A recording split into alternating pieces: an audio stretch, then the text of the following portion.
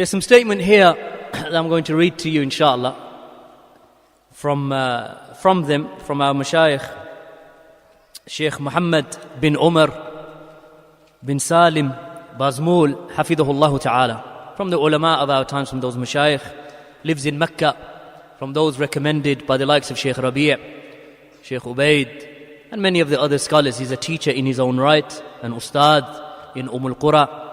And he is, of course, he has a PhD from the same university. Hafidhahullah ta'ala. He has a book, Ar-Rad ala Kutub Mashbuha, a refutation upon those books that are spurious or doubtful. Those spurious books, a refutation upon the spurious books. And in essence, this book is a refutation of Abu Muhammad al-Maqdisi, this takfiri individual, this Khadeejah, who has declared the kingdom of Saudi Arabia to be a kingdom of kufr and shirk, and declared that the rulers are kuffar and so on. But at the beginning of this book, in essence, he brings some qawaid and some usul that I think every single Salafi needs to know, and principles with regard to the issue of refutation and rebuttal of Ahlul Bid'ah. And he mentions that some of the people that they claim that these rudud, that these refutations that are being written, that they are a cause of fitna and tafarruq between the students and the youth. That this is the cause, that this, as a result of the refutations, that the students and the youth and the Muslims at large, that they begin to divide and split amongst each other. So the Shaykh, his point here in these first couple of pages, and I'll just take the meat of that which he says and those quotes that are going to be easy to bring out in the short period of time that we have.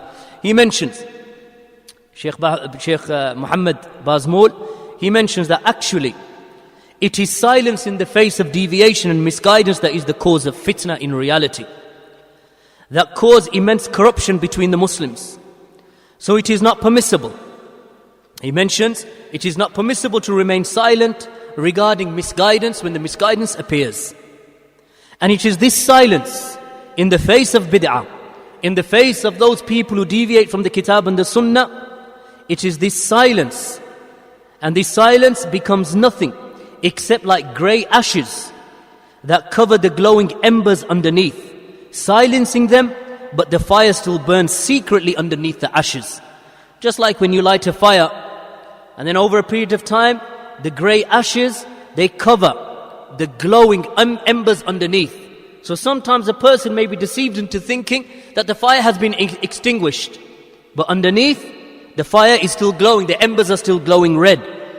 So refuting these people is a protection of the religion itself, and from the obligations of the religion. Just as Shaykh al-Islam Ibn Taymiyyah rahimahullah ta'ala, that he stated, the purification of the path of Allah, the purification of the path of Allah and His religion, and His minhaj, and His sharia, and to protect it from the errors of those people and their enmity upon that, is an obligation of kifaya. It is fard kifaya, by the consensus of the Muslims, that a group of the Muslims are obligated to refute and to rebut and to oppose the mukhalafat, to oppose these oppositions to the kitab and the sunnah. By obligations, a group of the ummah must rebut them and must refute them, to repel the harm. And he mentions, and if Allah subhanahu wa ta'ala had not raised those individuals, meaning the ulama, to repel the harm of these people, then the deen itself, the religion itself, would have been corrupted. Indeed, its corruption, meaning the deen by misguidance, is greater than the corruption that comes about by the conquering of the enemy, by warfare of its army. And that is because when the enemy, the non-Muslim, conquers the Muslim lands, then they cannot corrupt the hearts of the Muslims. By conquering the Muslim lands, they will kill, and they will plunder, and they will take the wealth from the Muslim lands.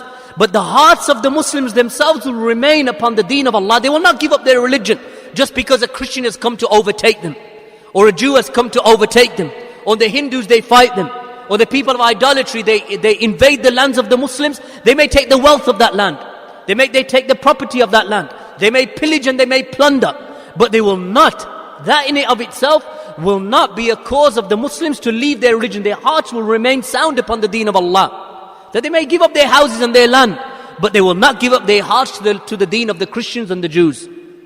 So therefore he mentions, and that is because when they conquer, they cannot corrupt the hearts, and that which the hearts contain of the religion of Islam, except over a period of time, meaning generation after generation after generation, it is possible for a Muslim eventually to be worn away, so much so that he loses the aspects of his religion. But as for these deviants, these people who come in the garbs of Islam, then they corrupt the religion, or they corrupt the hearts right from the beginning and right from the outset. Because when the Muslim comes with his deviation and his misguidance, then as soon as he starts speaking, because he's a Muslim, you'll find that the generality of the Muslims, or the average and the general folk of the Muslims, that their hearts immediately begin to respond, especially if their hearts are not strengthened by the deen of Allah and strengthened by istiqamah and the sunnah. So no doubt, my brothers and sisters, with regard to that statement of Shaykh al-Islam Ibn Taymiyyah, it becomes an obligation. But then there appears a group amongst those who ascribe themselves to Islam, that their argument is, allow them to carry on.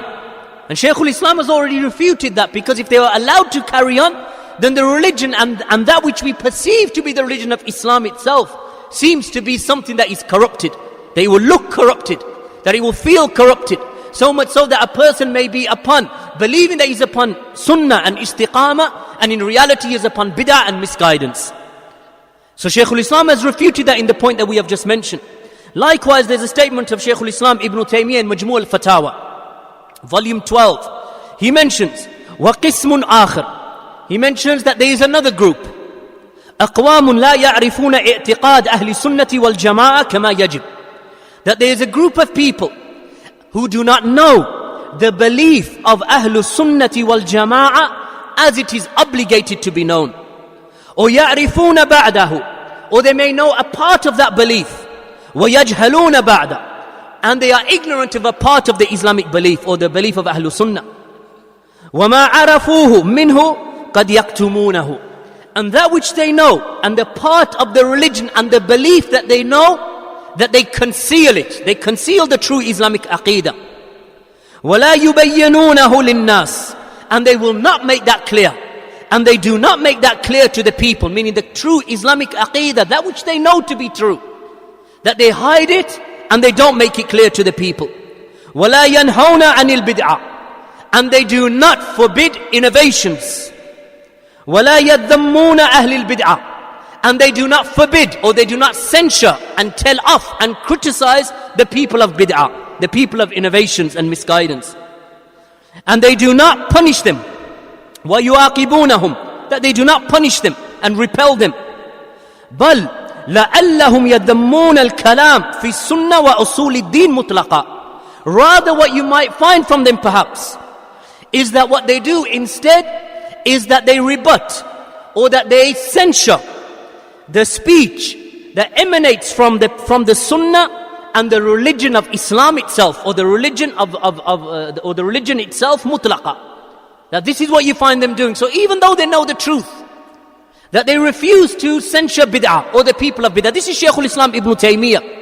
This is no one from the 21st century or the 15th century in the Islamic calendar. This is Shaykh al-Islam Ibn Taymiyyah, the Imam and the Mujaddid, the Shaykh, the Allama Ibn Taymiyyah rahimahullah ta'ala, the Bahr of ilm, the ocean of knowledge of his time. So he mentions that these individuals, they instead of clarifying the truth, that they hide the truth. And they hide the aqidah. And then he mentions, with regard to them, وَقَدْ يُفَرِّقُونَ بَيْنَ مَا يَقُولُهُ أَهْلُ السُّنَّةِ وَالْجَمَاعَةِ وَمَا يَقُولُهُ أَهْلُ الْبِدْعَةِ وَالْفُرْقَةِ. In fact, he mentions that they do not distinguish between that which is said by the people of Ahlul Sunnah, by the people of Sunnah and the Jama'ah, and that which is said by the people of Bid'ah and separation and division, by the people of deviation, yani. That they don't distinguish between the two. Rather, he mentions, all what they will do, أو يقرون الجميع على مذاهبهم المختلفة. Or what they will do is that they will accept all of the speech, whether it be from Ahlul Sunnah and from Ahlul Bid'ah, from the various madhahib, that they will accept all of it, or they will affirm all of it, and they will justify all of it. كما يقر العلماء في الموادع الاجتهاد التي يسوغ فيها النزاع. He mentions, just as the ulama of Ahlul Sunnah, that what they do with regard to the affairs of ijtihad, that they know that there are certain affairs of ijtihad, the Ahlul Sunnah, that they do not condemn others from Ahlul Sunnah, meaning that they don't declare them to be innovators. And they don't declare them to be outside of Ahlul Sunnah. Because of those affairs of ijtihad in the Masail Fiqhiyya and other affairs from the Ahkam of the Deen. Like for example, a simple example of that is that which is the difference between Shaykh Al-Albani and Shaykh Ibn Uthaymeen, or Shaykh Al-Albani and Shaykh Bin Baz in the issue of where to place the hands after the ruku'. The Shaykh Al-Albani stated that the placing of the hands is by the sides, and he brings his evidence. And Shaykh Ibn Baz stated that the hands are to be placed upon the chest after the ruku', and then he tries to bring his evidence. But in that difference that they have between each other, this is an amr ijtihadi. It is an affair of ijtihad. Both of them strive to reach the truth, but they differ with each other with regard to the conclusion. But they do not condemn each other and declare each other to be mubtadi'ah. They don't say that you are an innovator because you don't agree with me, or that you are a person from the Khawarij because you don't agree with me. This is an affair in which Ahlul Sunnah have differed, and they may have inkar, and they may make inkar of each other. They may even refute each other over this issue. But they will not declare each other to be outside of Salafiyya, outside of the ranks of Ahlul Sunnah. So he mentions that these people, that they take the usul of the people of bid'ah, and they take the statements of the people of bid'ah in all of their various madahib, with regard to their various ideas and their ideologies and schools of thought, with regard to the people of bid'ah. And they regard that to be a difference, just like the scholars of Ahlul Sunnah may differ in an issue of ijtihad. Is that clear? See how these people work. And then he mentions, just like Ahlul Sunnah, that they differ in some of the affairs of differing that they have between each other. He mentions, وَهَذِهِ حَالُ كَثِيرٍ مِّنَ الْمُرْجِعَةِ. And he mentions that this is the condition of many of the murji'ah, this deviated sect. وَبَعْدِ الْمُتَفَقِّهَةِ.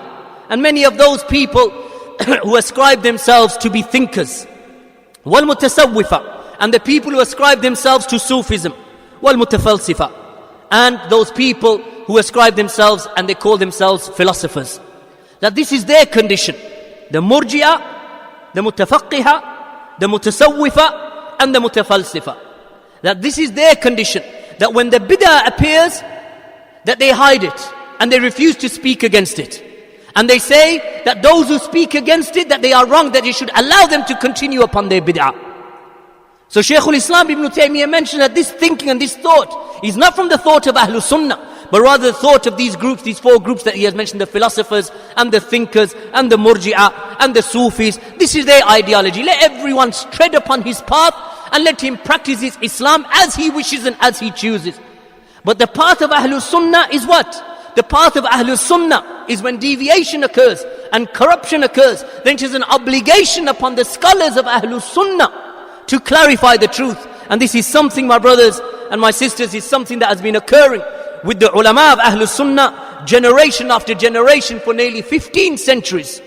For nearly 15 centuries the scholars of Ahlul Sunnah have been upon that way. The great scholar Shaykh Abdul-Aziz ibn Baz, in his Majmu' al-Fatawa, volume 3, Shaykh Abdul-Aziz bin Baz rahimahullah, Shaykhul Islam, the Imam and the Mujaddid of this era, he mentions that there is no doubt that it is obligatory upon the Muslims to unite their ranks. This is an obligation. The Muslims should be united. To gather their speech together upon the truth. And to cooperate with each other upon bir and taqwa. To cooperate with each other upon righteousness and piety against the enemies of Islam. Just as Allah subhanahu wa ta'ala has commanded them the most perfect with his saying, when Allah said, وَاعْتَسِمُوا بِحَبْلِ اللَّهِ جَمِيعًا وَلَا تَفَرَّقُوا. Where Allah subhanahu wa ta'ala stated, and hold on all of you together to the rope of Allah, and be not disunited. And then he warned them. Allah subhanahu wa ta'ala warned them against division. When Allah Jalla wa ala stated, وَلَا تَكُونُوا كَالَّذِينَ تَفَرَّقُوا وَاخْتَلَفُوا مِنْ بَعْدِ مَا جَاءَهُمُ الْبَيِّنَاتِ. Where Allah subhanahu wa ta'ala mentioned, and do not be like those who differed, who divided and separated, and they differed with each other. مِنْ بَعْدِ مَا جَاءَهُمُ الْبَيِّنَاتِ. After the clear evidences had come to them. So Allah forbids splitting and differing. And the obligation of the uniting of the Muslims and uniting their word upon the truth does not necessitate, Shaykh Abdul-Aziz bin Baz mentions, does not necessitate that one does not forbid the evil from the one who acts with evil or has an evil and misguided aqeedah.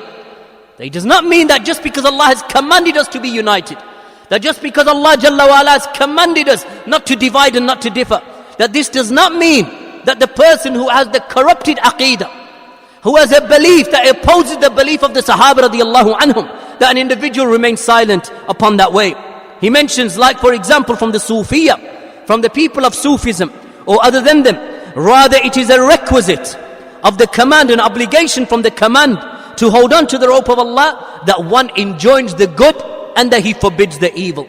To clarify the truth to the one who has strayed away from it, or to the one who thinks that the opposite of the truth is correct. So this is an obligation, and this is done with the Sharia evidences and the proofs, until they are united together and they are gathered together upon the truth, and they renounce that which opposes it. And this is what is necessitated by the saying of Allah subhanahu wa ta'ala, when Allah mentioned in an ayah, وَتَعَاوَنُوا عَلَى الْبِرِّ وَالتَّقْوَى وَلَا تَعَاوَنُوا عَلَى الْإِثْمِ وَعُدْوَانِ. When Allah subhanahu wa ta'ala mentioned, and cooperate with each other upon bir and taqwa, upon righteousness and piety, and do not cooperate with each other upon sin and transgression. So Allah subhanahu wa ta'ala mentioned that. And likewise the saying of Allah Jalla wa Ala, وَلْتَكُمْ مِنْكُمْ أُمَّةٌ يَدْعُونَ إِلَى الْخَيْرِ وَيَأْمُرُونَ بِالْمَعْرُوفِ وَيَنْهَوْنَ عَنِ الْمُنْكَرِ وَأُولَٰئِكَ هُمُ الْمُفْلِحُونَ. Where Allah subhanahu wa ta'ala mentions, and let there arise out of you a group that calls to all that is good and excellent, and they enjoin that which is good and they forbid that which is evil. Indeed, they are the ones who are muflihun, they are the ones who are successful. And this is a category or a command from Allah subhanahu wa ta'ala, that there must be a group of individuals from the Ummah of Muhammad sallallahu alayhi wasallam that enjoin the good and they forbid the evil. And they continue to do that, my brothers and sisters, if they wish to be successful, muflihun. And likewise we find, as the Shaykh he continues, and when the people of truth remain silent concerning and regarding the clarification of the mistakes of the erroneous and the blunders of those who make mistakes, then they do not attain or reach that which Allah has commanded with or called to by way of khair, by way of goodness, and enjoining righteousness and forbidding evil. And it is known that that which is built on top of that from the sin of the one who remains silent about forbidding evil, and the one in error who continues upon his error, and the mukhalif of the truth remains upon his error. And this is in opposition to what Allah subhanahu wa ta'ala has legislated from giving of nasiha.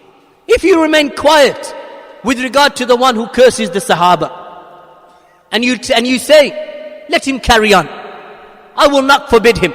Why? Because he's upon his way, I'm upon my way. Why criticize each other? It is criticism of the Muslims that has caused their division. So I will remain silent about the one who curses Abu Bakr, or curses Umar, or curses Ali, or curses Uthman. I will remain silent about them. So then the person remains silent, and then you remain silent, and the ulama remain silent. And then this individual goes and teaches the people that Uthman radiallahu anhu was an individual who was a pathetic, old, senile man who used to extort money or used to defraud money out of the Baytul Mal, as was the statement of Sayyid Qutb with regard to the great Imam and the Khalifa Uthman bin Affan radiallahu anhu Dhun Nurayn. So now if you remain silent, everyone remains silent, then everyone who reads the writings of Sayyid Qutb, and he reads those writings, and he sees that Sayyid Qutb, that he spoke ill of Uthman in many places, and then he spoke ill of the likes of Abdullah ibn Amr ibn al-As, accusing him of ghish, accusing him of trickery and plotting, and he spoke ill of Muawiyah radiallahu anhu. You remain silent, I remain silent, and the people read these books, and then they have this fikr and these afkar and these ideologies and thoughts in their minds that the Sahaba, in terms of criticism, that there is an open season, that you can say what you wish about the Sahaba and no one will condemn you. We have to protect their honor just as Allah Jalla wa Ala has protected them in the Quran. وَالسَّابِقُونَ الْأَوَّلُونَ مِنَ الْمُهَاجِرِينَ وَالْأَنصَارِ وَالَّذِينَ اتَّبَعُوهُمْ بِإِحْسَانٍ رَضِيَ اللَّهُ عَنْهُمْ وَرَضُوا عَنْهُ. The first and foremost to embrace Islam from the Muhajirun and from the Ansar, these two groups of companions. And whomsoever follows them in goodness, then Allah is pleased with them and they are pleased with him. This is the statement of Allah in protection of the Sahaba radiallahu anhum. So how can a person speak against the Muhajir, the likes of Uthman radiallahu anhu, who was married to two of the daughters of the Prophet ﷺ? One died and the Prophet ﷺ offered his other daughter. Thus he was given the title Dhun Nurayn, the possessor of the two lights being the daughters of the Prophet ﷺ, about whom the Prophet ﷺ said that even the angels feel shy. Should I not feel shy in front of the one whom the angels are shy in front of? Referring to Uthman. So if he remains silent, then the person will continue in his corruption and continue in his bid'ah. And then the ummah will become easygoing with regard to the honor of the companions, those who preserved the revelation, those who carried the wahi, those who preserved that which the Messenger of Allah ﷺ taught them, so that you and I, when Allah's Messenger, when that narration comes to us, Sallu kama ra'aytumuni usalli, pray like you have seen me pray, as the Prophet ﷺ said. How would you learn to pray unless the Sahaba radiallahu anhum had memorized that which the Prophet ﷺ taught them, and then they conveyed it to the tabi'een, who conveyed it to the atba'u tabi'een, who conveyed it to the next generation and next generation, up until 15 centuries later. We are acting upon that which the Sahaba radiallahu anhum preserved and they memorized. Shaykh Abdul-Aziz bin Baz rahimahullah ta'ala, he mentions, after mentioning that which we have mentioned, he mentions that with regard to this affair, that the mukhalif otherwise will remain, or the opposer to the truth, will remain upon his error. And this is in opposition to that which Allah Jalla wa Ala has legislated, from the giving of nasiha, and the cooperation upon goodness, and the enjoining of good, and the forbidding of evil. And Allah is the one who grants success. Shaykh Muhammad bin Umar Bazmul, he clarifies and he mentions, and clarifying the errors, and forbidding the evil, and refuting the people of falsehood. Then Shaykh Abdul-Aziz bin Baz mentioned in another place, that if we were to refute them, then this is not to make takfir of them. That when we refute and rebut the people of innovation, this does not mean that we have declared them to be unbelievers. And this is not the tearing part of the unity of the ummah. The unity of the ummah is not torn apart by way of that. Nor are the ranks of the people of sunnah divided. Rather, it is sincere advice for the sake of Allah to His servants, and a clarification of the truth, and a refutation of whatsoever opposes that, using the revealed evidences as well as intelligent proofs. And it is establishing that which Allah the Most Perfect has obligated upon the scholars to clarify. To clarify the truth and the forbiddance of concealing the truth. Because the forbiddance of concealing the truth is forbidden. To forbid, if a person wants to say, just hide that. Don't speak against them. Leave them alone. Say no. Rather, our ulama and the deen itself obligates that misguidance is clarified. And then he mentions, Shaykh Abdul-Aziz bin Baz, and it is to establish the da'wah to Allah, and thereby, and to guide the people to the path of Allah. And if the people of haqq, ahlul haqq, the people of truth, remain silent regarding clarifying the falsehood, the batil, and the mukhti'un, those who were erroneous, would continue in their errors, and others would blindly follow them in their errors, and the one who remains silent will draw the sin of concealing that truth, which Allah subhanahu wa ta'ala has threatened them with, in accordance to the saying of Allah Jalla wa Ala, in which Allah stated, إِنَّ الَّذِينَ يَكْتُمُونَ مَا أَنزَلْنَا مِنَ الْبَيِّنَاتِ وَالْهُدَى مِنْ بَعْدِ مَا بَيَّنَّاهُ لِلنَّاسِ فِي الْكِتَابِ أُولَٰئِكَ يَلْعَنُهُمُ اللَّهُ وَيَلْعَنُهُمُ اللَّائِنُونَ إِلَّا الَّذِينَ تَابُوا وَأَصْلَحُوا وَبَيَّنُوا فَأُولَٰئِكَ أَتُوبُ عَلَيْهِمْ وَأَنَا التَّوَّابُ الرَّحِيمُ. The statement of Allah subhanahu wa ta'ala, and those who hide that which we have sent down, Allah subhanahu wa ta'ala mentions in this ayah in Surah Baqarah. And those who hide and they conceal that which we have sent down from the bayyinat, from the clear evidences, and from guidance, after that which we have made clear to the people, that which has been made clear to the people in the book. أُولَٰئِكَ يَلْعَنُهُمُ اللَّهُ. Then upon them Allah has sent His curse upon them, and the curse of those who are able to curse. Except for those who tabu, except for those who repent, and they make islah, they rectify, and they clarify, and they make bayan, they clarify, they produce clarification of their mistake. فَأُولَٰئِكَ أَتُوبُ عَلَيْهِمْ. Then Allah mentions for them that I will accept their repentance, and I am the one who accepts repentance, the most mercy giving. So if Ahlul Sunnah, Shaykh Abdul-Aziz continues to mention, so if Ahlul Sunnati wal Jama'ah remain silent about clarifying the mistakes of the ones who oppose the book and the Sunnah, then they would have resembled the Jews and the Christians, the people of the book, whom Allah Jalla wa Ala is angry with, and He has chosen to send astray.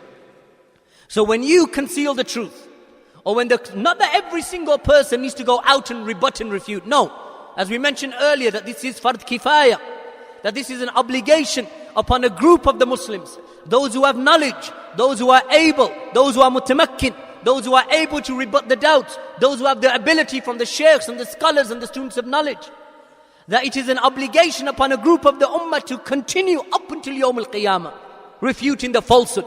And if they refuse to do so, and if the Ummah of Muhammad sallallahu alayhi wa sallam refuse to do so, or those individuals come and they establish a principle, and they say that we will not refute, and we refuse to refute, and we will not rebut the mistakes and the errors and the misguidance of the people, then it is feared for them that they have resembled the Jews and the Christians in that which Allah Jalla wa Ala has mentioned. That it is feared for them that they come under the threat of the la'an of Allah Jalla wa Ala.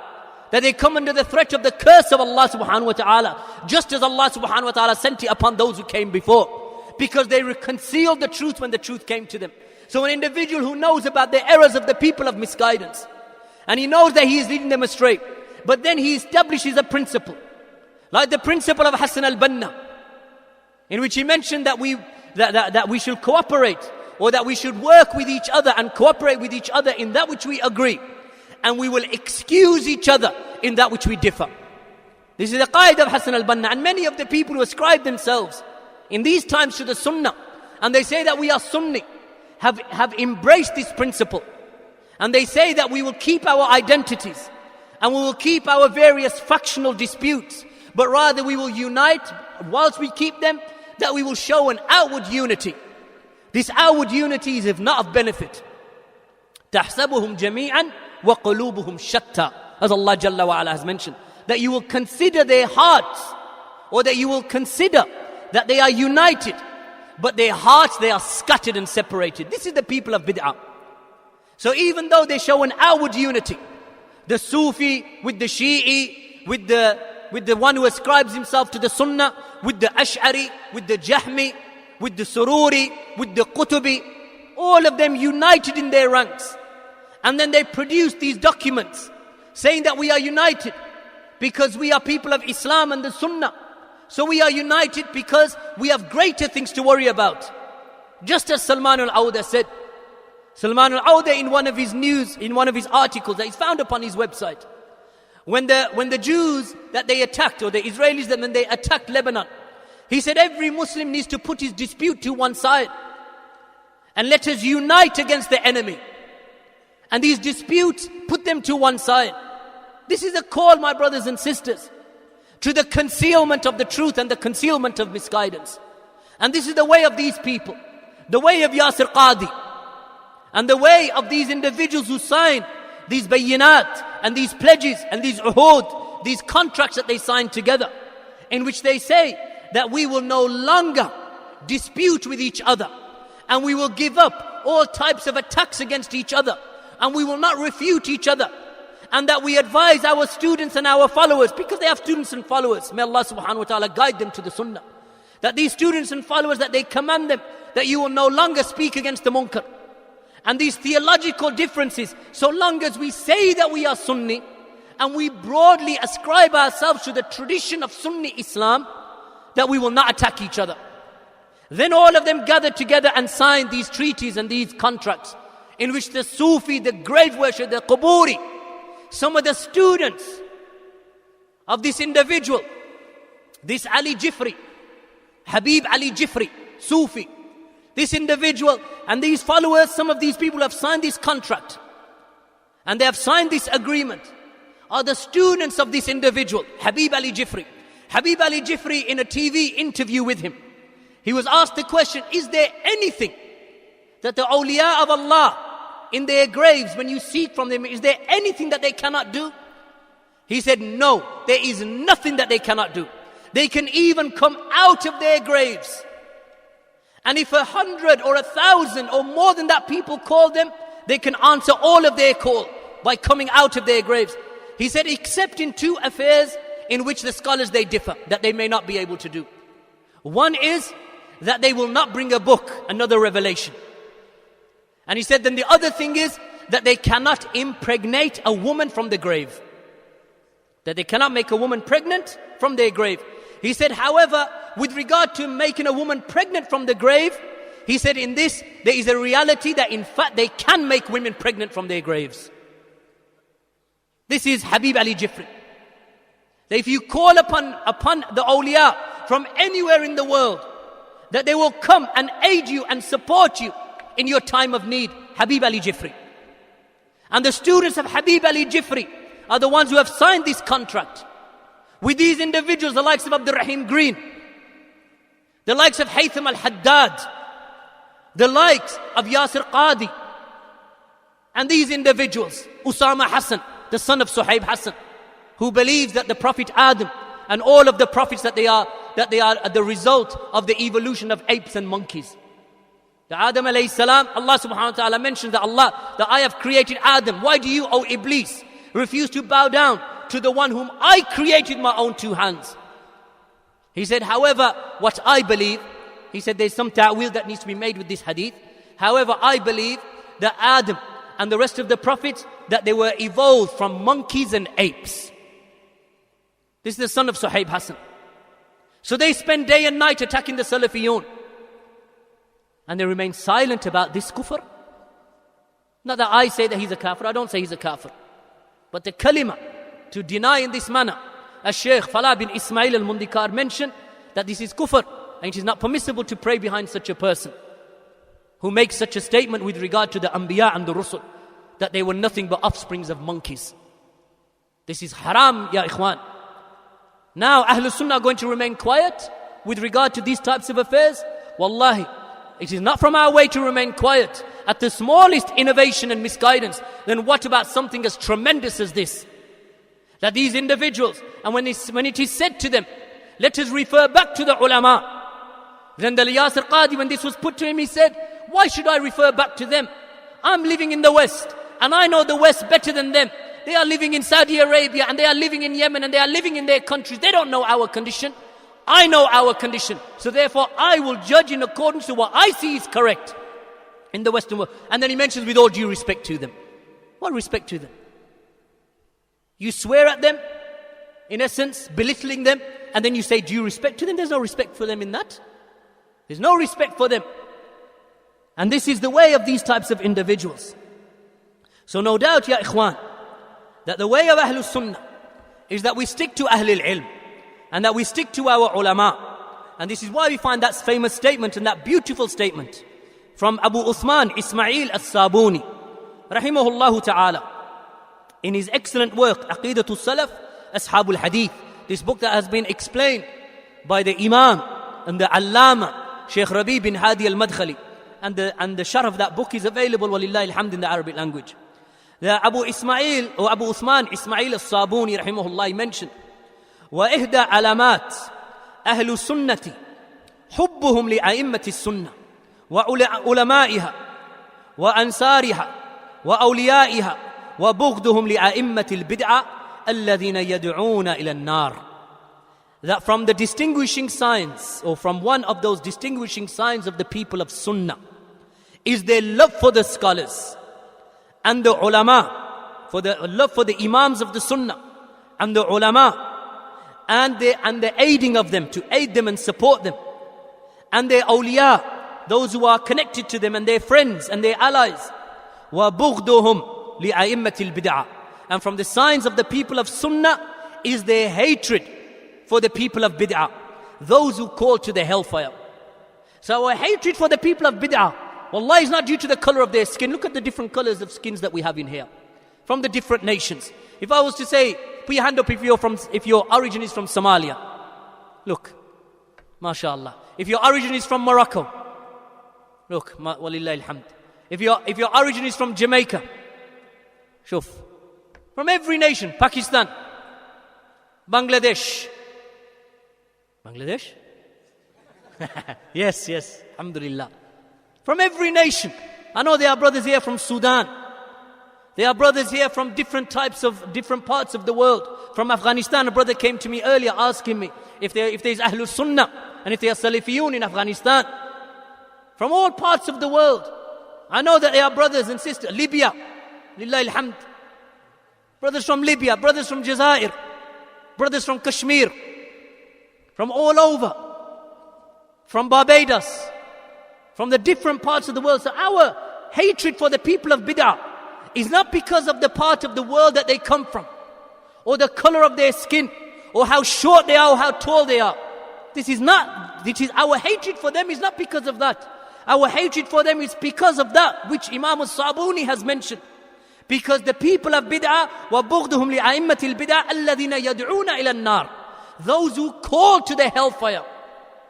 That anyone who comes and he calls to other than the sunnah of Allah's Messenger sallallahu alayhi wasallam, and he calls to the people of misguidance, and he calls to the hellfire, our hatred of them is based upon that. The one who loves for Allah, hates for Allah, gives for Allah, takes for Allah, has indeed perfected Iman. This is the Salafi. Our hatred of a group of people is not for any other reason except due to the fact that they call to other than the deen of Allah, other than the sunnah, other than the way of the Sahaba. He mentions Imam al-Barbahari, died in the year 329 after the Hijrah. He mentioned, إِذَا رَأَيْتَ الرَّجُلُ يُحِبُّ أَبَا هُرَيْرَةَ, if you see a man who loves Abu Hurairah, وَأَنَسِ ibn Malik, he loves Anas ibn Malik, وَأُسَيد bin Hudayr, فَأْلَمْ أَنَّهُ صَاحِبُ السُّنَّةِ, then know that he is a person who is a person of sunnah, insha'Allah. وَإِذَا رَأَيْتَ رَجُلُ يُحِبُّ أَيُّوب, if you see a man who loves Ayyub, and Ibn Awn, and Yunus bin Ubaid, and Abdullah bin Idris al-Audi, and Imam al-Sha'bi, and Malik bin Mighwal, and Yazid bin Zuray, and Mu'adh bin Mu'adh, and Wahab bin Jarir, and Hammad ibn Salama, and Hammad ibn Zayd, and Malik ibn Anas, and Al-Awza'i, and Zaida ibn Qudama rahimahullah ta'ala. This Zaida ibn Qudama, by the way, from the great A'imma. He was shadid against the people of bid'ah, where the term shidda is used in a manner that is mahmuda, that is praiseworthy. That he was firm against the people of bid'ah. So much so that sometimes a man would come to him and he would say to him, I want to write hadith from you. He would say to him, what do you say about qadr, about the issue of the pre-decree? And if he answered in the manner of the Qadariyah, he would say, I do not wish to narrate to you. If he answered, he would not even impart knowledge of hadith to the people of bid'ah. This is the great Imam Zaida ibn Qudama rahimahullah. He mentions that all of these names, fa'alam, if you find a man loving them, then fa'alam, then know, annahu sahibu sunnah, that he is a person of sunnah. وَإِذَا رَأَيْتَ رَجُلْ يُحِبُّ أَحْمَدِ ibn Hanbal, if you see a man loving Imam Ahmad ibn Hanbal, وَالْحَجَّاج bin Minhal, and Hajjaj bin Minhal, and Ahmad bin Nasr, وَذَكَرَهُمْ بِخَيْرٍ, and he mentions them with good, وَقَالَ بِقَوْلِهِمْ, and he speaks with their speech, فَعْلَمْ أَنَّهُ صَاحِبُ sunnah, then know that he is a person of sunnah. How is a person of sunnah recognized? By these imams and these scholars. In every era and every time. And of course, this is the time of Imam al-Barbahari in the 3rd century. Likewise, in every era we have that same measure. If you find a man loving Abu Hurairah, Abdullah ibn Umar, Abdullah ibn Abbas, if you find a man loving Imam al-Zuhri, if you find a man loving Sayyid ibn Musayyib, if you find a man loving Ahmad ibn Hanbal, if you find a man going generation up until we reach the time of Ibn Taymiyyah and Ibn Qayyim, a man loving them too, a man loving Ibn Rajab, a man loving the likes of Ibn Qudama, a man loving the likes of Shaykh al-Islam Muhammad bin Abdul-Wahid and Imam al-Shawkani, if you find a man loving Abdul-Aziz bin Baz, Shaykh al-Albani, Shaykh Muqbil bin Hadi al-Wadi'i, Shaykh Rabi bin Hadi al-Madkhali, Shaykh Muhammad bin Salih al-Uthaymin, Shaykh al-Albani, then know, فَاعْلَمْ أَنَّهُ صَاحِبُ السُّنَّةِ, then know that he is a man of sunnah. And if you find a man hating them, then know that he is a person of desires and hawa. This is the measure of the people of sunnah. In Sharh Lum'atul I'tiqad, Sharh Lum'atul I'tiqad of, in the explanation by Al-Allama Shaykh Muhammad bin Salih al-Uthaymin, Shaykh Salih, or Shaykh Muhammad bin Salih, he mentions, rahimahullah, the great Imam of this era, Shaykh ibn Uthaymin, he mentions, Ahlul Bid'ah have distinguishing signs. And from them we have the following. The first, that they have characteristics other than Islam and the Sunnah, due to that which they have introduced from innovations in speech, action and belief. Secondly, that they are fanatical, that they have ta'assub and fanaticism upon their own opinions. And they do not return to the truth even after the truth has been made clear to them. Thirdly, that they hate and they despise the imams of Islam and the religion. These are the characteristics of Ahlul Bid'ah. Ahlul Bid'ah, ya ikhwan, are those individuals who hate our scholars. And they speak against them. And they hate them not because Shaykh Rabi' lives in Mecca and he's from the tribe of Madakhila. They don't hate him because he's Madkhali. They don't hate Shaykh Abdul-Aziz bin Baz because he used to live in Riyadh. They don't hate Shaykh Al-Albani because he was born in Albania and then his father took him at a young age to Syria and then he was raised in Syria up until he moved to Jordan and then to the Mamlaka and then back again. They don't hate Shaykh Al-Albani because of that. They don't hate Shaykh Muqbil because he's Yemeni. They hate them because these people carry the Sunnah and they carry the correct Aqeedah. So the Asha'ira, the Ash'aris will hate them. The Sururis, they will hate them. The Qutubis, the followers of Sayyid Qutub, they will hate them. The people of Bid'ah and the Jahmiyyah and the Sufis, they will hate them. They will hate them not because of their nationalities. They will hate them because these Imams are Imams of the Sunnah. So therefore, Ahlul Ilm and the ulama and the Salaf of this Ummah used to warn against sitting with them out of fear that your heart may become corrupted. And there's that narration from Al-Hasan Al-Barbahari rahimahullah ta'ala where he mentioned in one of his points in Sharh al-Sunnah, he mentions Ra'a Yunus bin Ubaid ibnahu, that Yunus bin Ubaid, he saw his son. وَقَدْ خَرَجَ مِنْ عِنْدَ صَاحِبِ الْحَوَى صَاحِبِ حَوَى, that he saw his son exit from the dwelling of one of the people of desires and misguidance. فَقَالَ يَا بُنَيَّ مِنْ أَيْنَ خَرَجْتَ. He said, oh my son, from where have you just come out? He said, مِنْ عِنْدِ Amr bin Ubaid. He said, I have left from the house, from the dwelling of Amr bin Ubaid, the head of the Mu'tazila. These individuals who used to deny all of the attributes of Allah. That they make ta'til of all of the attributes of Allah. Allah does not speak. Allah does not see. Allah does not hear. Allah is not living. Allah is not above. Allah is not below. All ta'til of all of the attributes of Allah and speaking about Allah in negatives. And then they affirmed the names of Allah, but they did not give any of the names of Allah. They did not apply to them any meanings whatsoever. So the names of Allah carried no meanings to them, the Mu'tazila. This Amr bin Ubaid was the head of the Mu'tazila of his time. In the time of Yunus bin Ubaid, the 2nd century. He said, Ya Bunayya, لأن أراك خرجت من بيت خنثى أحب إلي من أن أراك تخرج من بيت فلان وفلان. He said, oh my son, that I had seen you exiting the house of a shameless, lewd and sinful person is more beloved to me than I see that you have exited the house of that person, meaning that Amr bin Ubaid.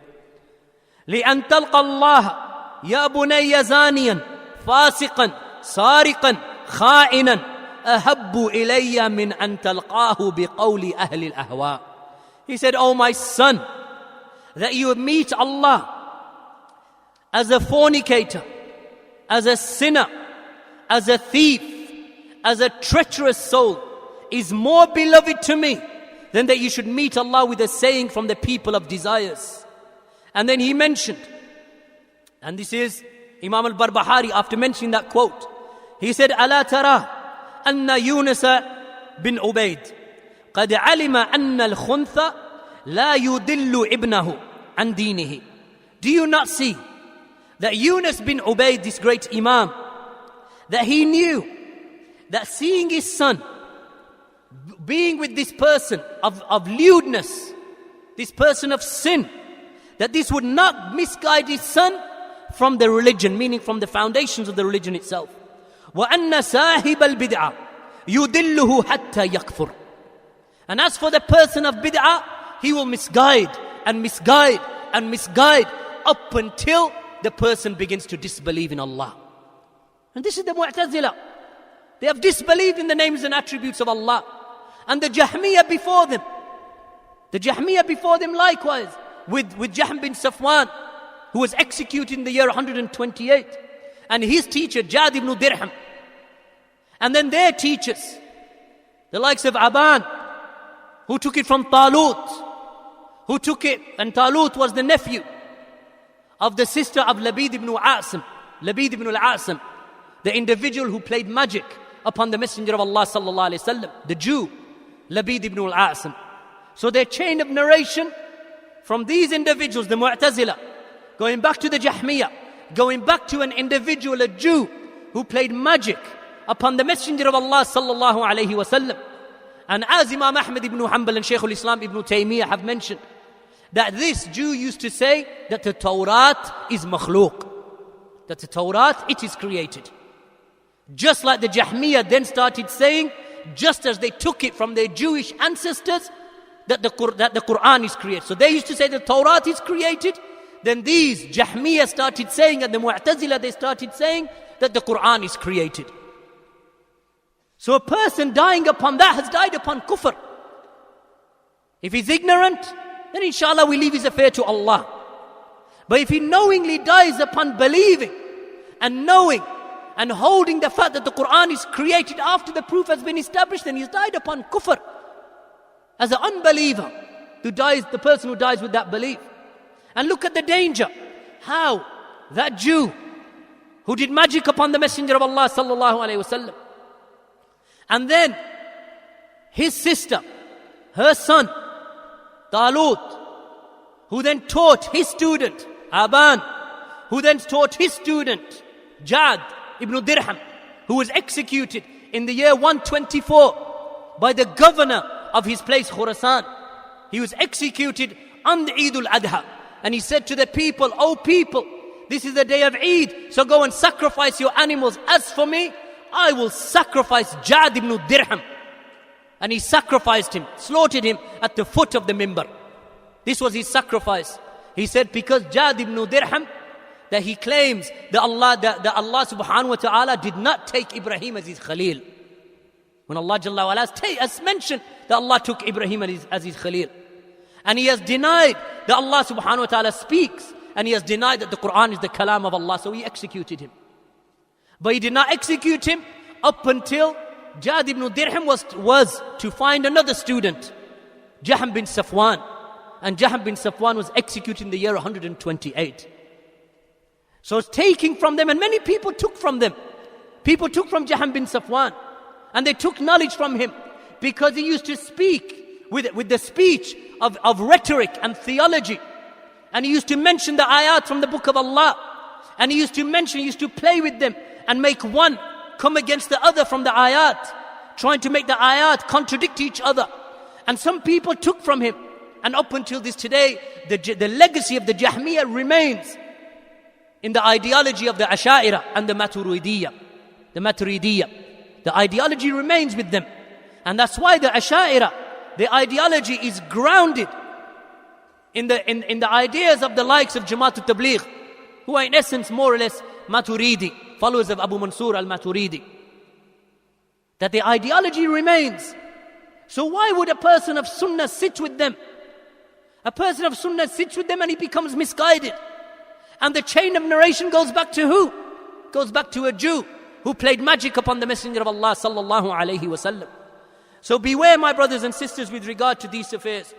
And beware with regard to sitting with the people of innovation. And beware and know that fighting with knowledge and with ilm, the people of bid'ah, is a virtuous act. In the Musannaf of Ibn Abi Shaybah, it is mentioned from Khalid bin Sa'ad, who said that Hudayfa ibn al-Yaman, the companion of Allah's Messenger sallallahu alaihi wasallam, that he was close to death. And Abu Mas'ud al-Ansari radiyallahu anhu, that he entered upon him upon his deathbed. And he said to him, Ya Aba Abdullah, O father of Abdullah, give us some advice.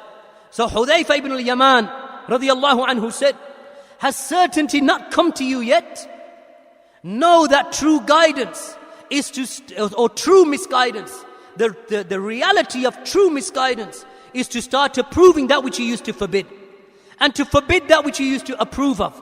And beware of switching with regard to your religion, this talawwun or changing your color with regard to the deen of Allah. For indeed the deen of Allah is one. So we are wary of this changing of one's colors. That one day you are Salafi and the next day you give up all of those usul of Salafiyya because of shakhsiyya, because of your following of personalities. So a person takes a personality and he falls in love with that personality. Now what is he falling in love with? The sunnah? No. He's falling in love with the color of that person, or the height of that person, or the vocal cords of that person, or the oratory skills of that person, or the nationality of that person, or the width of that person, or the slimness of that person. He has now fallen in love with the shakhs itself. He has not fallen in love with the sunnah.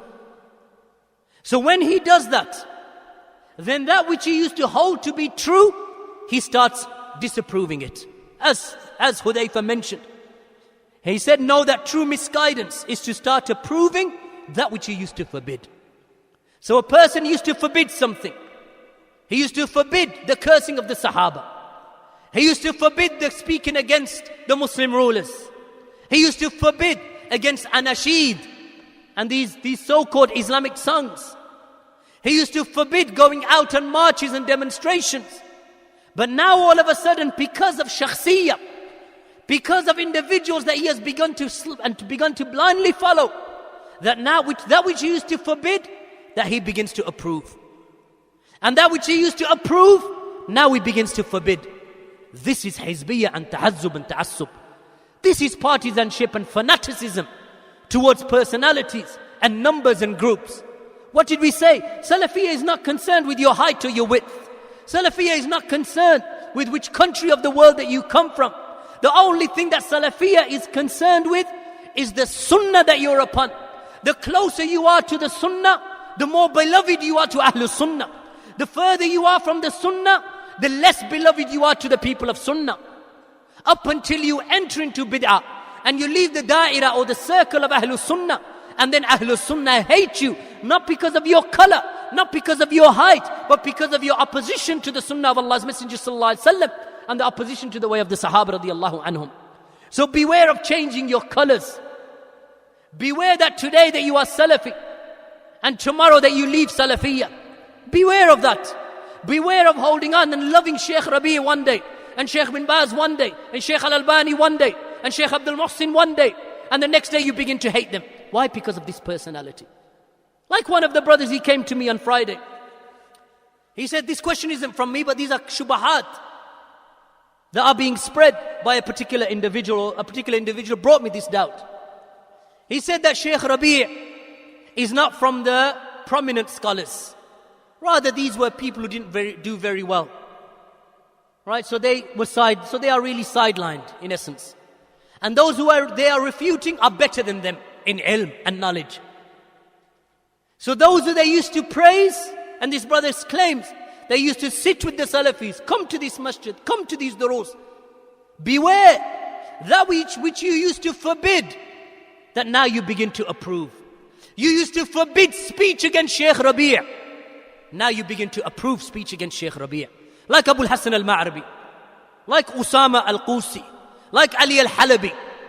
They used to speak, whoever spoke against Shaykh Rabi', they used to stand up as if they were the soldiers of the Ummah. Whoever speaks against Shaykh Rabi', فَأَعْلَمْ أَنَّهُ حِزْبِ Usama Qusi. فَأَعْلَمْ أَنَّهُ مُبْتَدِعْ. Know that he is a person of bid'ah. These were the words that used to come from their mouths. The likes of Ma'rabi, the likes of Usama al-Qusi.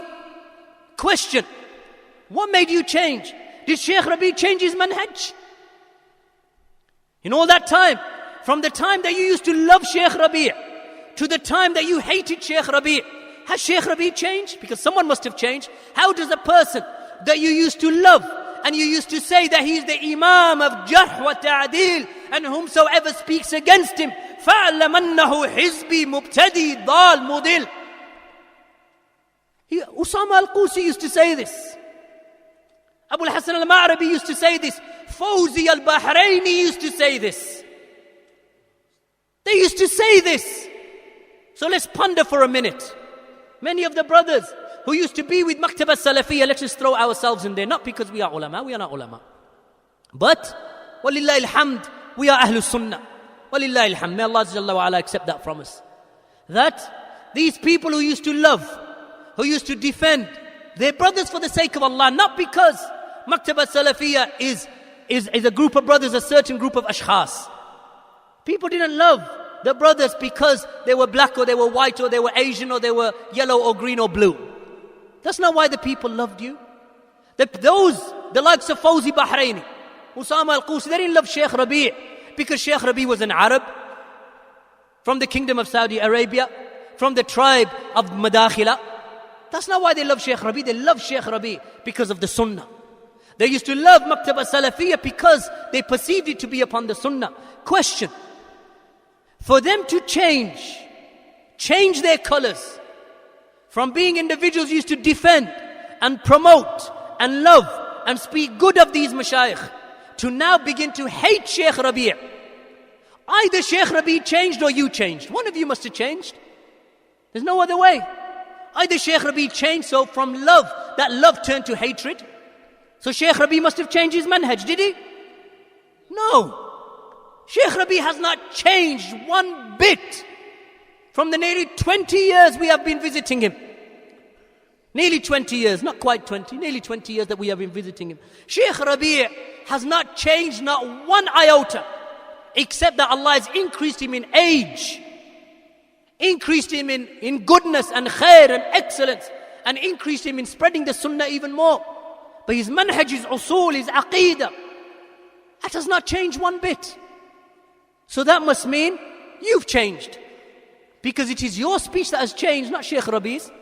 Shaykh Rabi hasn't changed one bit. So this is what Hudayfa ibn al-Yaman is talking. This is what he's mentioning. Beware of changing your colors, that you switch, that you become mutalawwan, that you become a person who switches from one side to the other in the deen of Allah. For in the deen of Allah is one. The likes of Ma'arabi need to know that. And we believe that they know that. That's why tabdeel was made upon him. Ali al-Halabi, he knows that. That is why Usama al-Qusi, he knows that. Abu Usama Dhahabi, he knows that. These individuals, they know that. They know that it is not Shaykh Rabi that has changed. It is not Muhammad bin Hadi that has changed. It is not Ubaid al-Jabri that has changed. It is not the likes of Shaykh al-Fawzan that has changed. It is you people that have changed. Because the deen of Allah is one. So you changed and your love turned into hatred. That one day you used to forbid and the next day you begin to approve the dispraise of Shaykh Rabi' and the ulama. Wallahi ya ikhwan, if we read that which the ulama have mentioned, and that which the likes of Shaykh Bazmul and other than Shaykh Bazmul have gathered, that he mentions Shaykh Muhammad bin Umar Bazmul, he mentions Hafidhullah. So it is not the rad of the mukhalifin, it is not the rebuttal of those who oppose the sunnah and the people of desires that is the cause of enmity and hatred and disgrace. It is the misguided beliefs and actions that the people ascribe to Islam that have not any basis in the Kitab and the Sunnah. This is the reason. This is the cause of the enmity and the hatred. The paths of the people of Batil converge and they come together, even though they themselves are upon differing subul. Even though they're upon differing paths, that their paths of misguidance, they converge, they come together. How do they come together in all of their numerous turuq and their pathways? They all have a gathering point. What is their gathering point? And that gathering point is that all of their paths lead to the hellfire. So their bid'ah might be different, but they have things in common. The greatest thing in common with all of them is that all of their paths lead to the hellfire. As Allah Jalla wa Ala has mentioned in the Quran, وَأَنَّ هَذَا صِرَاطِي مُسْتَقِيمًا فَاتَّبِعُوهُ وَلَا تَتَّبِعُوا السُّبُلَ فَاتَّفَرَّقَ بِكُمْ عَنْ سَبِيلِهِ. That Allah subhanahu wa ta'ala has mentioned, this is my straight path, so follow it. And do not follow the other paths, for they will divide you away from His straight path. So the path of Allah is one. All the other paths divide you away from the path of Allah and they lead to the hellfire. And then He mentions, so all their paths, they lead to the hellfire. And they have all opposed that which the Messenger and his companions were upon. And you know what else they united upon? They united upon their hatred of Ahlus Sunnah. They united upon that. You find them all gathering together with all of their speech. And one of the worst things is And I remember this being mentioned by the likes of Shaykh Muhammad al-Anjari. And Shaykh Muhammad bin Ramzan al-Hajri, yesterday he alluded to it. That a person, that he wears the garbs of Salafiyya, meaning outwardly, he calls himself Salafi. He may even sincerely regard himself to be Salafi. But because of the misguidance that he's upon, he doesn't realize that he's upon misguidance. So a person follows the path of Ihya Turath al-Islami. This group from Kuwait that spends his Kuwaiti dinar all over the dunya to divide Ahlul Sunnah. As Shaykh Muqbil mentioned, the dinar of Abdullah Sabt and the dinar of Abdul Rahman Abdul Khaliq. Two individuals in the same organization that hate each other. Each of them trying to pull their hizb and their followers to one side of their organization. This Jam'iyyah, Ihya Turath al-Islami from Kuwait. That is now making tarkeez. That is now centering and focusing upon Great Britain. That they want to come and control Dawah to Salafiyya. And they want to divide the Salafis. For whatever aghrad, whatever reasons and goals and ambitions that they have. That they want to spend their money and they will offer you their money. Just like when they went to Yemen and they gave their money to Aqil al-Maqtari in the time of Shaykh Muqbil to divide the Salafis in Dammaj. Spend their money to divide the people of Sunnah in the time of Shaykh Muqbil rahimahullah. And Shaykh Muqbil bin Hadi Al-Wadi'i, that he refuted them. He refuted Abdullah Sabt and he refuted Abdul Rahman Abdul Khaliq and he refuted the Jam'iyyah Ihya Turath al-Islami. As did Shaykh Rabi', and Shaykh Rabi' was living in Medina at that time. As did Shaykh Muhammad ibn Hadi. As did Shaykh Falah bin Ismail in Kuwait. And Ahlul Kuwait and the people of Kuwait were more a'lam and more knowledgeable with regard to Ihya Turath than anybody else. So the likes of Shaykh Falah, the likes of Shaykh Muhammad al-Anjari, the likes of Shaykh Ahmed al-Subai, the likes of Shaykh Tariq al-Subai and other than them from their brothers in Kuwait, that all of them, they gathered together and they were united against the Hizbiyah of Ihya Turath. This Ihya Turath has now infiltrated the United Kingdom. And they have begun to enter their masajid. And they have entered into those people who ascribe themselves to Salafiyya. So beware, my brothers and sisters, that today you call yourself Salafi. And tomorrow you still regard yourself to be Salafi. But yet you're upon the path of Hizbiyya and not even recognizing the fact that you have been misguided and deluded. That now you hear those people talking about this manhaj al-wasi'. The Ahlul Sunnah, it's a broad canvas. It's a broad canvas. Anyone can enter into the manhaj of Ahlul Sunnah. So even if you believe that you can go out and march in the streets and follow the ways of siyasa, even if you believe that you can enter into parliament and you can set yourself up as a person who is voted for, or even if that you allow and you cooperate with the Diyobandiyya and you cooperate with Ikhwan al-Muslimin and you sit on their platforms and you do not forbid their evil, like Suhaib Hassan, on the same platforms as the likes of Riyadul Haq and other than them from the people of bid'ah and Sufiyya and misguidance, and not a kalima of refutation against them, on the same platform as Ikhwan al-Muflisin, the likes of those individuals, of those signatories, the likes of Yasir Qadi, the likes of Bilal Phillips, that they share their platforms with the people of bid'ah. They share their platforms with those individuals who have the greatest enmity towards the Sunnah. And yet they remain silent. And then they say this is something that is permissible. Why is it permissible? Because as Shaykh Muhammad bin Ramzan al-Hajri Hafidhullah mentioned yesterday, because they say that our aqeedah is Salafiyya, but our approach is modernist. Our aqeedah meaning that we will say that Allah is above the seven heavens, just like you say. We will tell you that there is a mizan, Yaumal Qiyyamah, there is a scale that will weigh the deeds, just like you say. We will say that there is a sirat over the hellfire, a bridge over the hellfire, just like you say. We believe in munkar and nakir, just as you say. But as it relates to modern day politics, then our approach is modernist. So our manhaj is manhaj for this era, for this asr. This is the manhaj that we're upon, for this era, for this time. This is the manhaj of Suhaib Hassan. This is the manhaj of Yasir Qadi. This is the manhaj of many of those individuals. And that's why you find them being the closest of individuals to the people of bid'ah. As Shaykh Rabi bin Hadi Al-Madkhali mentions. He mentions with regard to the people of bid'ah, he said, look at them. These people who accuse, these people, mumayya'a he calls them, not people of bid'ah, mumayya'a. That these people who come in the garbs of Salafiyya, what do they say? That their enmity and their hatred is for the Salafiyun, because they want to silence the Salafis. They say that we are the Salafis, and then they accuse the Salafis of being ghullat, because the Salafis criticize bid'ah. Because we criticize the callers to misguidance.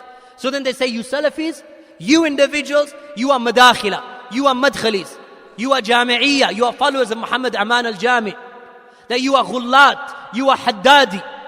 This is the statement that you find from them. And that's why the Abu Usama al-Dhahabi, this individual, when he accused the brothers, what did he say? They are hizbi haddadis. Because this is what they save their enmity towards. They save their enmity towards the Salafiyun. So they are harsh towards the Salafis. They accuse the Salafis. They make tahdheer against the Salafis. They warn against the Salafis, to the point that they will even make tabdi against the Salafis, declaring the Salafis to be Ahlul Bid'ah. And then the day after, you find them sitting with the biggest heads of Bid'ah. With the heads of Bid'ah, or at the very least, that you find them appearing upon their posters. So you find, for example, Suhaib Hassan on the same poster as Salah As-Sawi and Jamal Badawi. On the same poster in a conference in Canada in 2009. One of the accusations that was made against the brothers, they said, yeah, but when you people, you gather evidence against the likes of these jam'iyyat, the likes of Suhaib Hassan, and other than them, and other than him, from those people who share in his hizbiyah, that you are talking about things that occurred 15 years ago, 20 years ago. We said, no problem, if that's what you accuse us of. If a person committed a bid'ah and called to his bid'ah in 1993, he doesn't have to make tawbah. When does he have to make tawbah then? So when does the tawbah expire? Is there an expiry date? There's this bid'ah was made in 1993, expires in 1998. So you can't use that anymore. Jahm bin Safwan, till this day. What year did I say he died for 2 CDs? What year did I say that he was executed? I'm not asking you. In the back over there, he's got his hand half up. No? Sorry? 329? No. Sorry? 1306? No, not 1306. Come on, I need someone new from the new brothers. I've not seen his face before. Naam, akhi. Tafaddal. Yes? Not 316. New face. Naam, akhi. Sorry? 128. Jazakallah khair. Jahm bin Safwan, executed in the year. Remind me afterwards, you brothers, because if I forget, you have to remind me for your 2 CDs. And if you didn't win it, don't try to be clever. Huh? Inshallah. 128 he died. The ulama of today, Shaykh Ibn Uthaymeen, Shaykh bin Baz, Shaykh Al-Albani, Shaykh Rabi', Shaykh Abdul Muhsin, still refute Jahm bin Safwan in the year, what year are we in now? 1432. When did he die? 128. Over 1,300 years ago, and they still refute him till this day. So where is the expiry date of Tawbah? This was wallahi, some of the brothers, they said to me, said, Akhi, you're bringing old stuff of Suhaib Hassan. His cooperation with Sayyid Darsh, this Ash'ari Sufi, who used to invite him to the masjid. Suhaib Hassan used to invite Sayyid Darsh, this Sufi Ash'ari, to his masjid to give lectures and to address the people. They said, yeah, Akhi, but that was 1997. So what? When did it expire? 1998? When? I mean, is sell by date? What is it? When did it expire? No problem. What about in 2005 or 2006 when Suhaib Hassan went alongside some Sufis and some politicians to the celebration of the birthday of the Prophet ﷺ? And when he was said to them, this is bid'ah, and you've partaken in their bid'ah, a bid'ah that's so clear that Ahlul Sunnah don't differ upon it. It's a bid'ah asliyah with no foundation in the Sharia. They said, no, but you people, you don't understand. I said, okay, explain to us, because maybe we're juhal, we don't understand. They said, you don't understand politics. Okay, you explain to me politics. They said, well, he has to attend because he has to be seen with those people for the benefit of the Muslims and the benefit of the people of Sunnah. Where is the benefit in the people of Sunnah in partaking in the birthday of the what? So the Sunnah of the Prophet ﷺ goes out of the window. So to protect the Sunnah, you have to do a bid'ah. That's a new one. To protect the Sunnah, you have to promote bid'ah. This is now the call. Why? Because of this political strategy. The goal is political now with these people.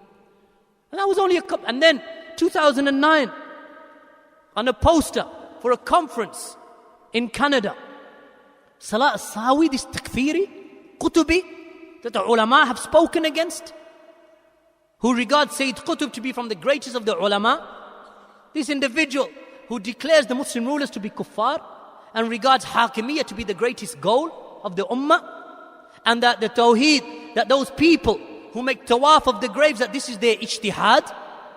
So making tawaf of the graves is a matter of ijtihad. This is Salah Sawi. Shoaib Hassan alongside him, and alongside Jamal Badawi, who believes that Imam al-Bukhari and all of the scholars who claim that Aisha radiallahu anha was at the age of 8 when she went to the house of the Prophet ﷺ as his bride, that all of these narrations are forbidden and they are munkar and they are mawdu', even though they're reported in Bukhari and Muslim and other places in the books of hadith. He said rather we should add 10 years to them. This individual, ya ikhwan, this individual who denies the hadith of Abu Bakr, when the Prophet ﷺ said, and the narration from this Abu Bakr, this companion of Allah's Messenger, where Abu Bakr said that the Prophet ﷺ said that any nation that has at the head of it a Muslim woman, a woman who is at the head of any people, that qawm will never be successful, that group of people will never be successful. He mentions this hadith is munkar, reported in Bukhari, but it's munkar. Is it munkar due to the isnad?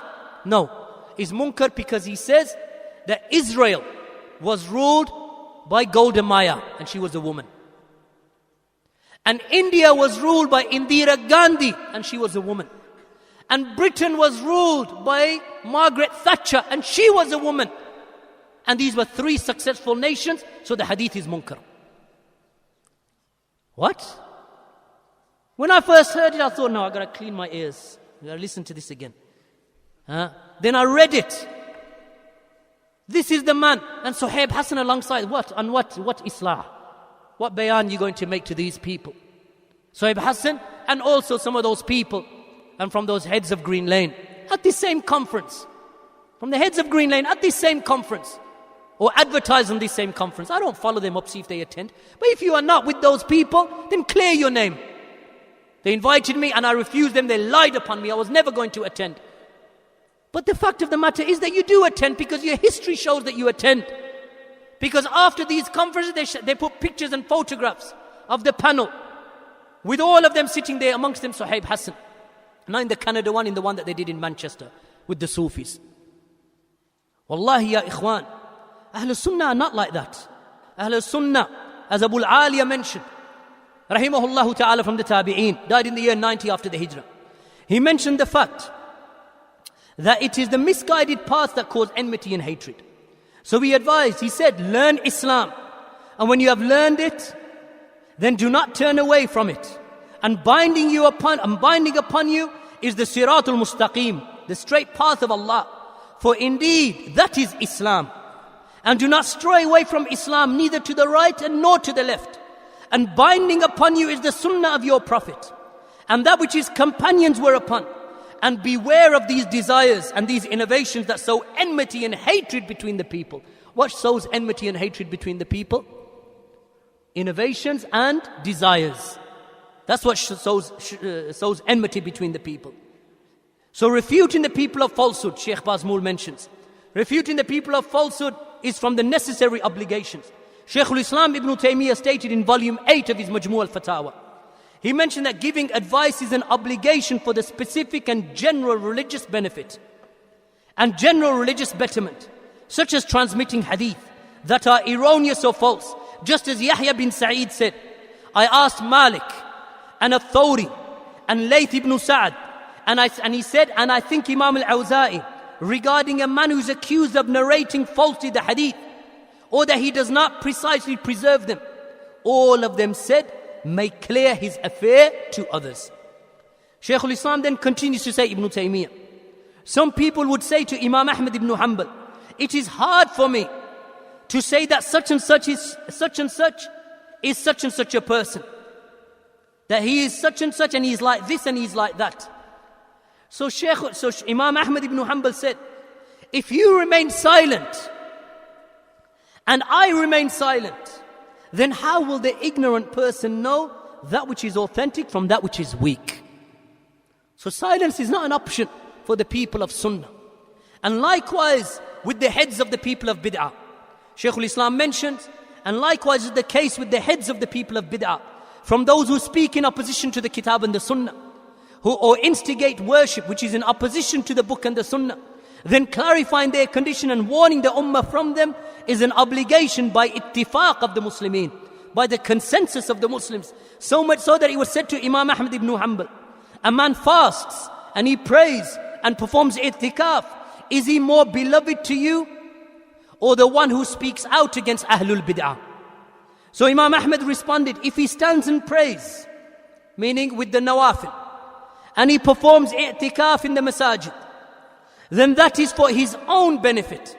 If he speaks against Ahlul Bid'ah, then that benefits all of the Muslims. So it is more virtuous and more excellent. And likewise we find Ibn Rajab in his book Al-Farq Bayn al-Nasihati wa Ta'yir, page 36. Ibn Rajab stated, he said, as for Ahlul Bid'ah and misguidance, and whomsoever pretends to be a scholar, and he is not in reality from them, then it is permissible to make clear their ignorance and to expose their mistakes as a warning to others so that they do not follow them in that. This is the statement of Ibn Rajab, rahimahullah ta'ala. Obligation, ya ikhwan. Not something that is open to ijtihad. A group of the Ummah, from the ulama of the Sunnah, that they have taken it upon themselves to clarify for you and to clarify for me. That the way to clarify or the way to protect the deen is by calling the people to Tawheed, calling the people to Sunnah, calling the people to Iman, calling the people to correct allegiance for Allah, wala for Allah, and bara'ah for the sake of Allah, that you disown and you have enmity to those people who oppose the Sunnah. So you find many of the people today, you say to, someone will come to you and you say to him, Akhi, Fulan is Salafi. You say, how do you know he's Salafi? Akhi, he's against bin Laden. Say, hold on. Is that the measure? Even the Takfiri is against bin Laden, because if he says I'm with bin Laden, he'll end up in prison. Is that the measure now, bin Laden? Even the Tablighi will say I'm against bin Laden.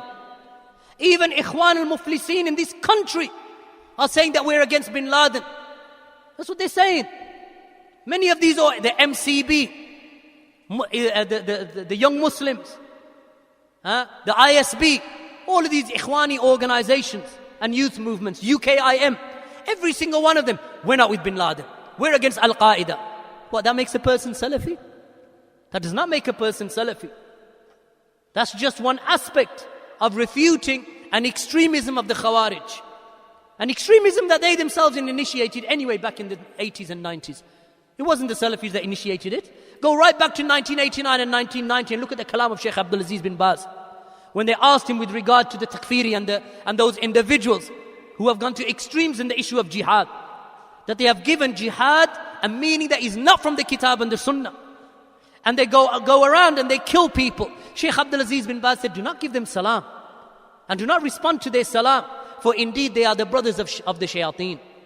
They are the brothers of the devils. Shaykh Abdul-Aziz bin Baz, going right back to the late 80s. So it is not that we unite with you upon one bid'ah. Like the Ash'ari will say, let us, or some of those Sururis will say, let us unite against the Quburi, even though now they won't say that anymore because they've united with the Quburis. But they used to say to us, we don't worship the graves and you don't worship the graves, so let us unite. Say, no, that's not the only point. Whole of the Sunnah. وَمِنَ السُنَّةِ لَازِمَةِ الَّتِي مَنْ تَرَكَ مِنْهَا خَصْلَةً, as Imam Ahmad ibn Hanbal said, that from that which is a binding necessity of the Sunnah is that anyone who abandons, meaning rejects, a single part of it, then it is as if that he has left all of it and he is not counted from its people. It's not just that you are with us like Abu al-Hasan al-Ma'ribi. He says, I am with you against the Murji'ah. I am with you, which is not anyway. He said, I'm with you against the Murji'ah. And I'm with you against the Khawarij. I'm with you against the Qadariyah. And I'm with you against the Jahmiyyah. These are the 4 well-known bid'ahs. So now I am Salafi. No. Wallahi la. That you have to hold on to the Sunnah in its entirety. Not just pick out the group that you will oppose and pick out the groups that you will be with. Islam is not a buffet bar. You are not taking your dinner ticket and then you go across the buffet bar that you have called the Sunnah and you'll take this from the Sunnah, I'll leave that. Oh, that looks nice, I'll take that. Oh, that doesn't look nice, I'll leave that. That looks nice, I'll take that. Islam is like this, that you can pick and choose. As Allah subhanahu wa ta'ala has mentioned in the Quran, أَدْخُلُوا فِي سِلْمِ كَافَّةً. Enter into Islam completely. Does it mean that the sinners aren't accepted in Salafiyya? Of course. You can be Salafi and have sin, as long as you don't make those sins halal. As long as you are not a person who claims that Salafiyya allows sins, because Salafiyya doesn't allow sins. But a Salafi can be sinful. A Salafi can drink. May Allah subhanahu wa ta'ala forgive him and guide him. A Salafi can do that. It is known that the Salafis can sin. But the most ardent worshippers of Allah and the most pious of the people of the Salafiyun. The Salafiyun are the awliya of Allah. That does not mean that I'm sitting here telling you I'm a wali of Allah. La. We don't make this type of ta'een. We don't single out a person and say, I am a wali of Allah or I am in Jannah. We leave that to the Murji'ah. As for us, then we say that the Salafiyun in general, they are the awliya of Allah. They are Ahlul Haqq. They are Ahlul Sunnati wal Jama'ah. They are the people of Hadith. The Salafiyun. So no doubt, my brothers and sisters, some of the people in conclusion, and this will be the final point inshallah, that some of the people they claim that when you speak against the people of bid'ah, that aren't you just increasing the tafarruq and the ikhtilaf? Isn't it better to remain silent for the protection of a greater evil? That by you speaking, the evil will be increased. Imam Shatibi rahimahullah ta'ala, and other than Imam Shatibi rahimahullah, that they mention with regard to this affair. In Al-I'tisam, Imam Shatibi mentioned that the refutation, regarding the refutation of the innovators and the erroneous ones, he mentions of these types, then it is a must that they be mentioned. It is a must that they be mentioned and driven out and displaced. Who? The people of bid'ah. And this is because whatever returns back to the Muslims of harm, whatever returns back to the Muslims of harm, if the refutation was left alone, would be even greater. If you leave alone the rad, the rebuttal of the people of misguidance, then if you were to leave alone the refutation, then the evil that returns upon the Muslims and the harm that comes to the Muslims will be even greater. Because no doubt when you refute a person, that a person may say, well, people are going to fall into confusion and people will be put off. And there is an aspect of that in refutation, no doubt. There's an aspect of that when you rebut the people of bid'ah, that some of the people, that they get confused because they don't have much ilm. So in that confusion, some harm comes about upon them. It's not harm upon the Sharia itself, but it's a harm upon certain individuals who don't know. So isn't it better for their protection that we remain silent than Imam Shatibi? And there's no one alive today who is of the level of Imam Shatibi and the manhaj of the Salaf. The Imam Shatibi mentions with regard to this, that the harm that returns upon the Muslims, if the refutation was left alone, will be even greater than what is attained by the mentioning of their names. So we mention their names, because the way of the Salaf was to mention their names. Didn't Barbahari mention the name of Amr ibn Ubaid, the Mu'tazili? Didn't they not mention them? Did not Imam Ad-Darimi write the book, Rad al-Bishr al-Marisi, a refutation of Bishr al-Marisi, this Mu'tazili, in the time of Ahmad ibn Hanbal? And the refutations of the scholars by name, the likes of Imam Ahmad's refutation of Ibn Abi Duad, this Mu'tazili in the time of Ahmad ibn Hanbal.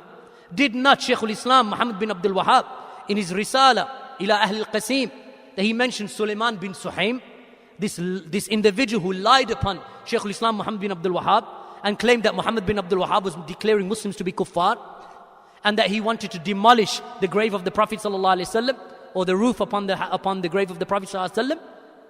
Isn't this the one that Shaykh al-Islam refuted? Did not Shaykh Abdul-Aziz bin Baz write a letter to Shaykh Bakr Abu Zayd, commending him and approving him and thanking Shaykh Bakr Abu Zayd rahimahullah for his refutation of Muhammad Zahid al-Kawthari, this shaitan who declared Ibn Taymiyyah to be a kafir and declared the Salaf to be kuffar and declared that Ibn Hajar was astray like a donkey. This is Muhammad Zahid al-Kawthari, and he has also his followers in the United Kingdom, from them Muhammad Adam Kawthari. Were their names not mentioned? Did not Shaykh Al-Albani rahimahullah ta'ala refute the same Muhammad Zahid al-Kawthari? Did not Shaykh Rabi bin Hadi al-Madkhali refute the likes of Safr al-Hawali, Salman al-Awda, and likewise Shaykh Abdul Muhsin al-Abbad in his muqaddimah to the book Madarik al-Nadhr fi al-Siyasa, that he approved this book which mentioned the names of the Hizbiyun and the Qutbiyun, the likes of Sayyid Qutb, the likes of Safr al-Hawali, Salman al-Awda, Nasir al-Umar, and other than them. This is Shaykh Abdul Muhsin. So the scholars mention names. Isn't Tahdhib al-Tahdhib of Ibn Hajar al-Asqalani rahimahullah, the great Imam who died in the year 852. This book of 13, 14 volumes, all of the book is just names. This one is thiqa, this one is suduq, this one is trustworthy, this one is truthful, this one is a kadhab, this one is a dajjal, this one is munkar fil hadith, this one was munkar in hadith and he was a murji, this one was a khariji, this one was known for tashayyu. This is Ibn Hajar al-Asqalani.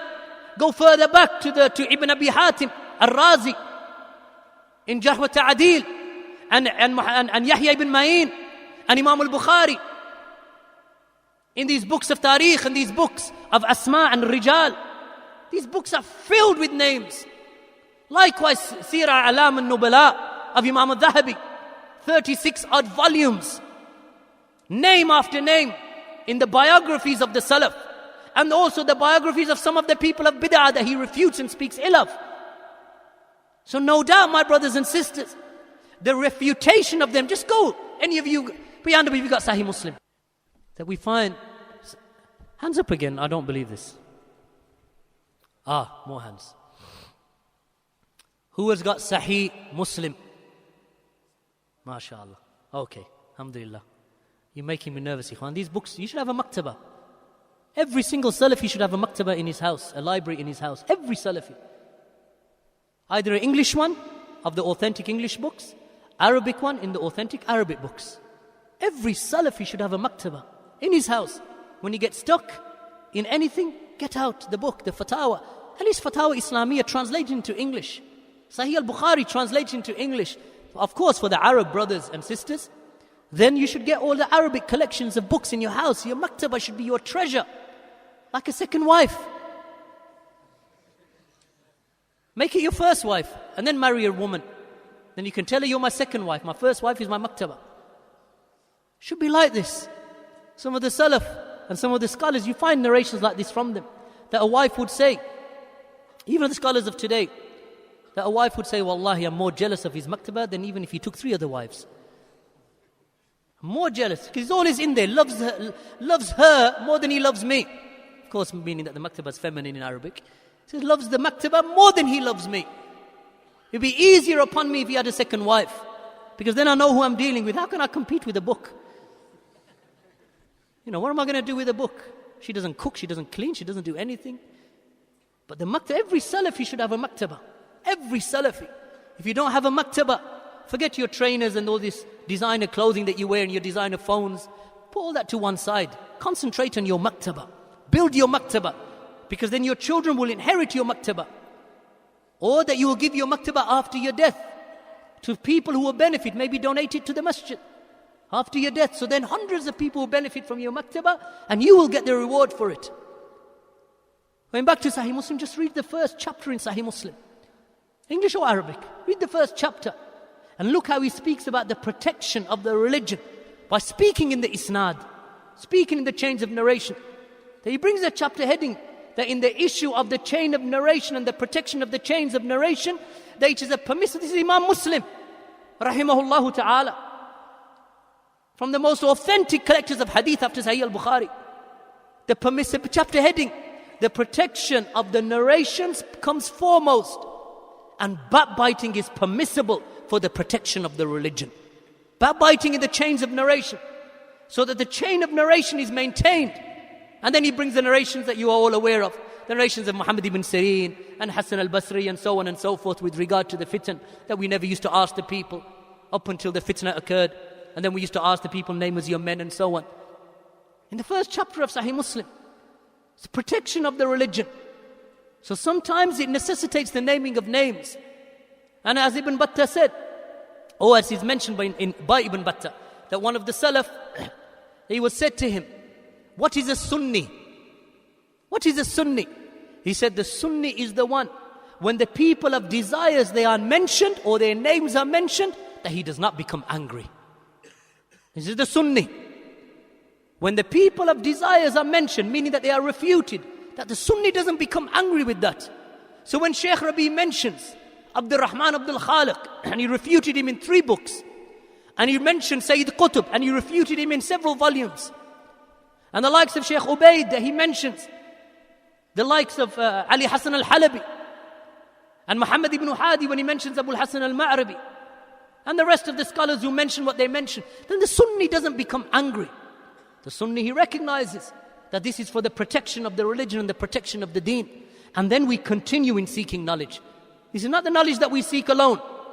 Rather, we learn Usul al-Thalatha, Kitab al-Tawheed, Aqidatul Wasitiyya, At-Tadmuriyya, Usul al-Sunnah, Aqidatul Salaf wa Ashab al-Hadith, As-Sunnah of Ibn Abi Asim, and all of the other books of Aqidah.